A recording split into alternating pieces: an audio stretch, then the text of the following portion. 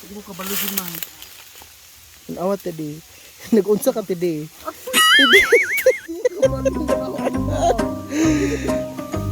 Hinahinay lang.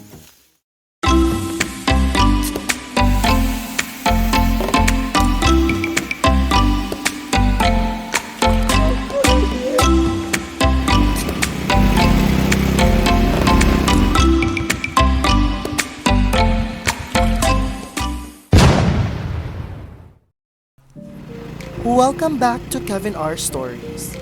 Today, atong i-revisit ang Cansaloay Falls. If you're a follower sa aking channel, na-feature ni siya sa akong previous vlogs.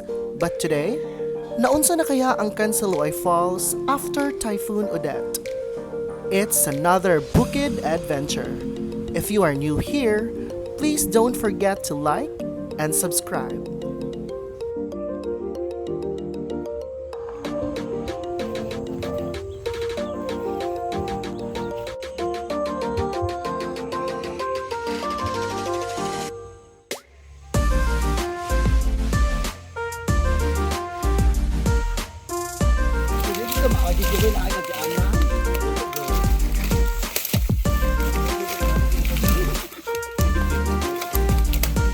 Ay, katiyo kita.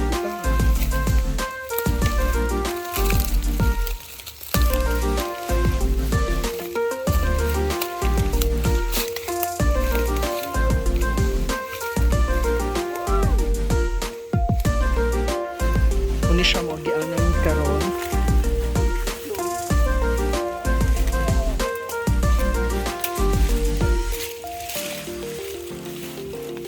Ihala.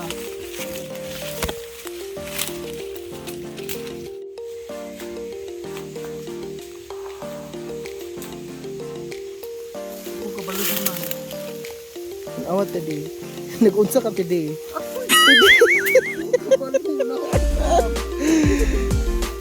Hinahinay lang.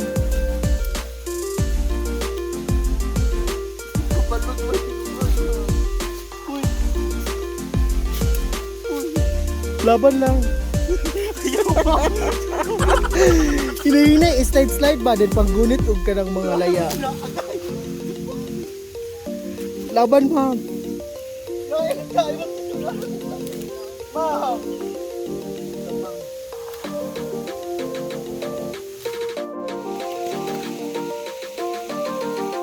Daddy. Ulo po siya naka-ari dere. Sige ma'am, dali ma'am. Kaya na ni mo ma'am. Hindot ka ang view diri day. Sige.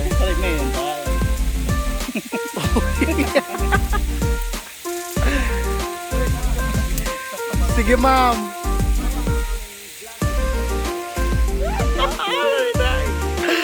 Lama lang mo. Din pagpa-slide lang, pagpa-slide. Kana. Oh, in fairness. Ay! Congratulations. Fairness.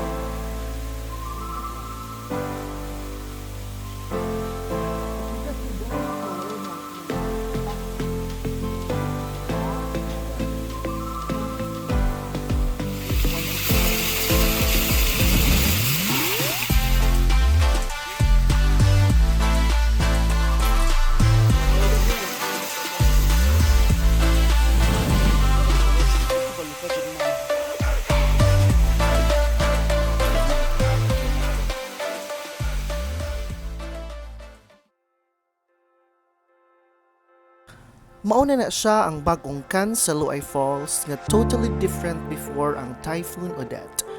This time, wala na lang mi naligo kay dili na kaayo lalom ang iyang liguanan nga area. Dako kayo ang kausaban, ang iyang kakusog sa tubig before ug karon. So again, we need to protect our nature. Very timely sa Let the Earth Breathe campaign. Daghan kayong salamat sa pag-uban namo and live your life to the fullest and create your own stories. Bye!